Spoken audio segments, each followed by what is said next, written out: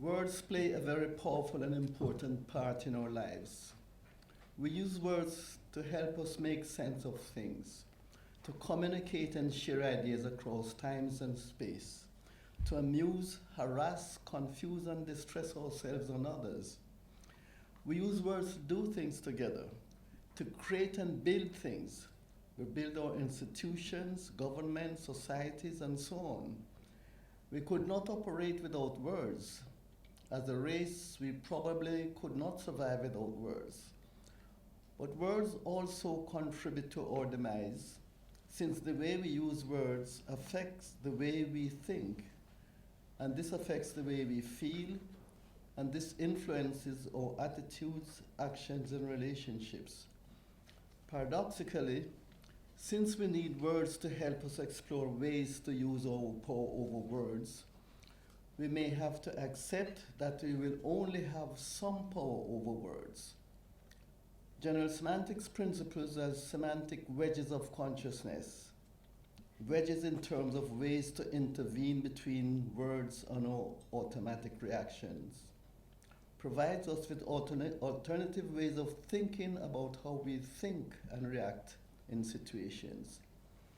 We can use general semantics principles as semantics ABM, attitudinal and behavioral modifiers, conscious time-binding tools for diminishing the power words have over us and promoting the well-being of our organisms. Dependent on our ways with words, we can advance or retard our development. The less we use our power over words, the greater the power words will have over us. Ironically, the degree to which words have power over us also depends on the degree to which we are unaware of our own contributions to the words, to the way words have power over us. We also contribute to this through our intentional behaviors. For instance, when we feel put down, insulted, or commended, we unreflectingly give words the power to determine how we think and feel. Words we read, hear, see, and use automatically trigger images, thoughts, feelings, ideas, memories, questions, and other behaviors. And these reactions in turn generate words. Think of your favorite song, your last vacation. Imagine cutting a lime in two and eating one half. The trigger effect, the self-reflexive aspect of our engagement with words, words about words, and words related to our individual, cultural, verbal, and other responses to situations, and our natural tendency to identify are also ways our usual use of words have more power over us and our institution. Power that usually results in much confusion, disagreeableness, conflicts, and problems in our personal, societal, and international interactions. We can develop some power over words by becoming more verbally creative in representing our abstractions. We can expand our vocabularies to be more accurately representative of realities. For instance, remembering the multi-meaning principle, instead of using the word ridiculous, we could think interesting, something worthwhile exploring. Instead of saying the reason why or it's because, we could think some possible contributing factors. And you might find the following euphemism as amusing as I did. Unauthorized departure for escaped from prison. We might consider creating another word for news, which now often includes personal comments, opinions, analysis, speculations, and panel discussions. And applying non-identity, the reader might consider some other words for the best, the only, the right course, the answer is, the solution is. Remembering that we live in a world of change, couldn't the words of the usual proposal, will you marry me, be changed to this more possibly accurate proposal. Would you consider being married to me? Would you consider being married to me? General semantics principles as semantic restraining and retraining tools can be thought of as verbs and adverbs. Verbs as labels for actions we take, things we can do. Adverbs as specific ways we can modify our usual ways of thinking and reacting to situations.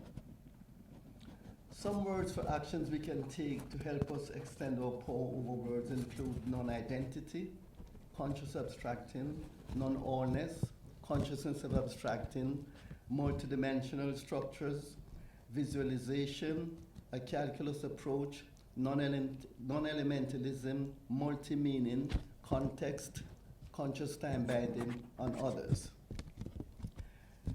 In doing non-identity, remember principles as verbs. In doing non-identity and conscious abstracting, identification in general semantics is a word for our natural non-conscious tendency to identify and treat different semantic structures as the same. The words we use in our descriptions, assumptions, beliefs, ideas, opinions, theories, knowledge about things and situations, when brought to our attention, are easily seen as not being the same as the things and situations they're about. Baby stuff, as Korzybski often said. Unfortunately, in an identifying mode of consciousness, we are one with. So we are not able to think of our thoughts and opinions and feelings as explorable objects, semantic variables. We are not aware when we are angry or making a judgment or giving an opinion or explanation. We can, in a sense, say things that we later regret, but not being attentive to what we are doing, we are identifying. And identifying is very tricky because it's not something we do, it's what we don't do. And we call that not doing identification. When we make two things seem to be the same, we're identifying. We can develop some power over words through indexing. We index our ideas and explanations and so on with the words, as far as I know, to the best of my knowledge, in my opinion, and so on. And we can also develop some power over words by thinking of these words. A word is not the thing. The map is not the territory.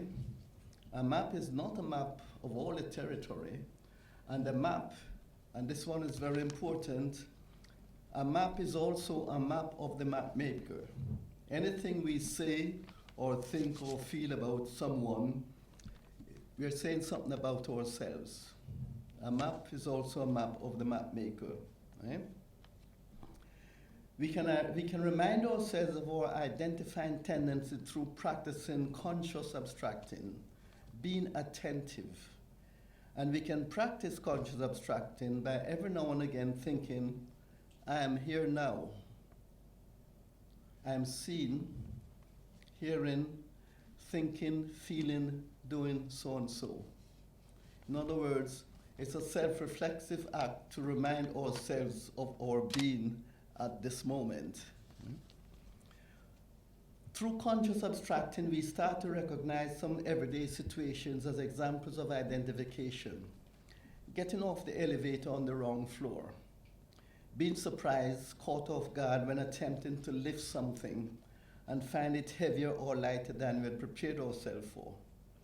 When we treat the green light at an intersection as a signal to go rather than a symbol to be evaluated in terms of traffic movement. If we think of non-allness and consciousness of abstracting as things we can do, we remember that words do not and cannot tell us all about anything or any situation. We can think of conscious abstracting, being attentive, as a precursor to consciousness of abstracting. For this reason, mainly, to evaluate and change anything we're doing, we first have to be aware that we're doing it. So this is what conscious abstracting helps us do. We practice going beyond words through visualizing, imagining, and exploring the multidimensional structures we relate to words. Structure is a very important word for me. It's a word for how things are put together, processes, operations, and relationships with other structures. With a structural approach, we complement our usual reactions involving the word why. We ask why. And usually when we ask why, we are satisfied with one answer. We might complement this by asking how. When we ask how, then we are getting into what are the structures? How is this operating? What's going on? So I prefer to continue from why to how. Yeah? We can think of a calculus approach in terms of incremental conscious abstracting. The calculus is a very important principle in mathematics, but it's also applicable in engineering, in psychology, in technology, and in our everyday situations. Right? If you think of the calculus as finely tuned attentiveness to what and how we are doing, whatever it is we're doing. In our everyday interactions, we naturally, non-consciously differentiate and integrate important words in the calculus. We have opinions. We come to conclusions, give explanations, and look for explanations. We wonder about things. We look for causes and reasons, create theories, interpret events, seek understanding, and so on. Using a calculus approach as a general semantics power tool, we break down complex structures into smaller, more manageable bits. Right? With greater frequency of conscious awareness and conscious abstracting, we become more awake to how we use words. We enable ourselves to do more refining, analysis, and editing of our thoughts, ideas, feelings, opinions, and so on. We make more distinctions between words and what they're about. We become more aware of a world of multidimensional, interrelated, and interdependent structures and operations. With a calculus approach, we get better at anticipating trends and predicting possible consequences and developments. For instance, you can imagine that the countries that are now taking in a lot of immigrants fleeing from their country, those countries are going to have problems later on, simply because no system, whether ourselves or institutions, a nation or government, can cope with so much change in so little time. So we can predict problems later on. Yeah? Conscious time binding involves, and I changed that, over the years I've come to think of times rather than time. Conscious time binding involves an attitude of ongoing self-development, ongoing self-correction, and ongoing self-improvement based on general semantics, behavior modification principles. Conscious time binding involves a conscious resolve to do whatever we do, to learn about what we're doing, so we can learn from and how to do better what we're doing. Following this, we can create general principles that we can apply to do better anything we do, including our wayward ways with words. With a conscious time-binding habit, times-binding habit, we consider our opinions, ideas, beliefs, the meanings we give, what we know, and so on, as first drafts, not final, not the last word, but primary time-binding events to be improved on with more accurate, up-to-date information.